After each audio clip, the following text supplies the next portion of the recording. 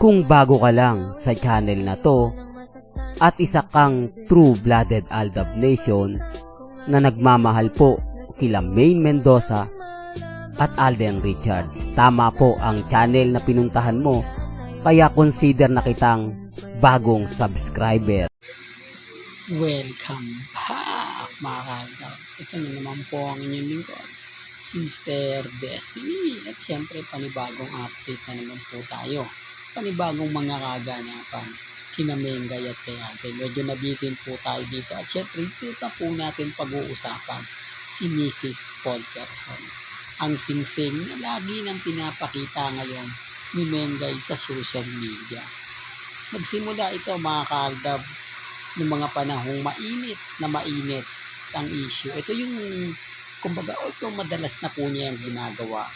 Pero mas tumindi po ito nung pagbintangan nga po na yung McDonald's ni Mengay pagmamay-ari at pera daw po ni Congressman Arjo ang pinagawa, at ang business partner nga po niya yung pera nga po, na ang ibig kong sabihin si Congressman Arjo daw ang nasa likod. Simula noon mga Aldab, lagi na po itong pinapakita ni Mengay.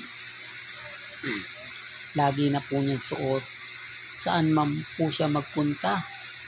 Talo pa po daw po yung wedding ring kuno na sinuot ni Mengay, na hindi na gaanong sinusuot ni Mengay. Siyempre mas marami nakakapansin yan, lalo na nga po sa Itbulaga. Ito yung sinasabi at pinapaliwanag ko mga Aldab, na hindi tayo sinasaktan ni Mengay, hindi tayo pinahihirapan ni Maine Polkerson. Kasi sabi nga ng iba, alam naman ni Mengay na mainit ang mata ng Aldab dun sa singsing na lagi niya sinusuot, na inaangkin nga po raw, na galing nga po raw yun kay Richard Polkerson. Well, marami nga po talagang galit sa akin kapag binabanggit ko yun. Maraming mga komento na hindi, ganito ganyan, ay hindi, ganun lang. Pero hindi naman po tayo namimilit, di po ba? Sabi ko sa inyo, basta ako makakuha lang tayo ng update, masaya na ako. Makakuha tayo ng mga impormasyon gaya po ng mga naririnig po ninyo, napapanood po ninyo, masaya na po ako. Hindi po ba? Kasi sa totoo lang po mga Aldab, walang kasalanan o walang katotohanan yung kasal serye nga po nila Mengay at ni Alden Richards, ni Congressman Arjo. Hindi po ba?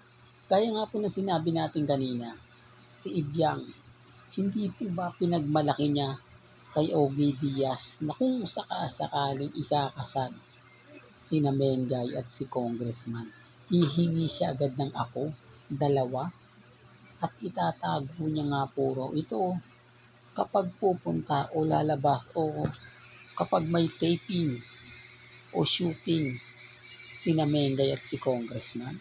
O sinabi niya yun mga Aldab. Alam din to ng mga main fanatics.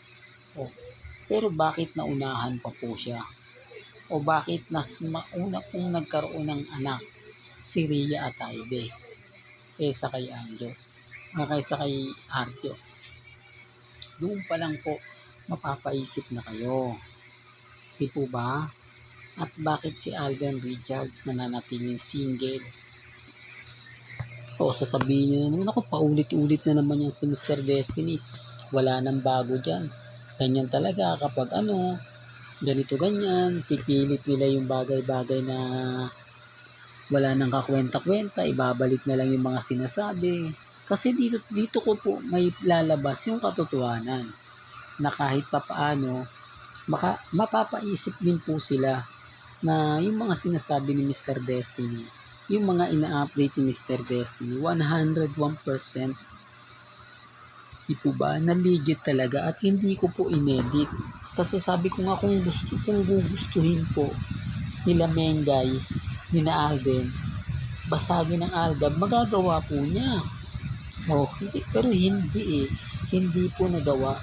Ibig sabihin, talagang pinapatunayan lang po ng Aldab Nation na wala po talagang relasyon sina Congressman at si Mengay. Kasi kung meron yan, dapat may anak na po yan. Di po ba? Sabi ko nga po, sarsuela lang o kasal serye. Antayin nyo na po yung revelasyon. Malapit nang ilabas yan. Doon magugulat kayo. Doon kayo na makapagsasabi. Hindi po ba? Kaya nga po kapag ang pinag-uusapan anak, maraming bitter, maraming inis na inis, maraming galit na galit. Paano? Hindi makagawa. Di po ba? Tapos ang sabi pa nga po mga kaaldab, hayaan ko lang daw po sina Mengay at si Congressman kung hindi man sila makabuo. Tanging Panginoon lang ang makapagsasabi. Bakit iaasa mo sa Panginoon? Di po ba? Kaya nga nag-decide yung dalawa magpakasal eh. Kaya nagpakasal sina Aiden at si Mengay dahil si Mengay buntis na. Issue na naman yan, Mr. Destiny. Alam mo kaya ka nababash eh. Kaya ka na pag-iinitan eh, sa mga sinasabi mo. Hindi, totoo naman po eh. Totoo naman po yung sinasabi natin. Kaya lang, hindi lang po talaga nila matanggap. Hindi nga lang talaga nila kayang tanggapin na si Mr. Destiny matatag pa rin. At eto, nagbibigay ng update. Nagbibigay ng mga totoong nangyari at totoong naganap. Pero, kahit pa ulit-ulit kung sabihin yan, marami pa rin pong hindi natutuwa. Marami pa rin pong nagagalit. Remind ko lang, si Alden hanggang ngayon single. Nananatiling single. Si Mengay, si Congressman, hanggang ngayon wala pa rin pong anak. Pansin nyo? Di po ba? Napakasimpleng tanong lang. Okay lang kung bata pa eh. Di po ba? Matanda na po sila Congressman at si Mengay. At si Ibiang, nasa na yung tapang ni Ibiang? Nasa na yung mga interview niya?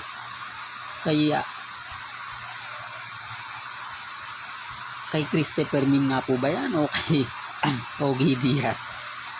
Hindi ko na, medyo nakalimutan ko na po, matagal na yan yung mga kaaldab pag may time tayo.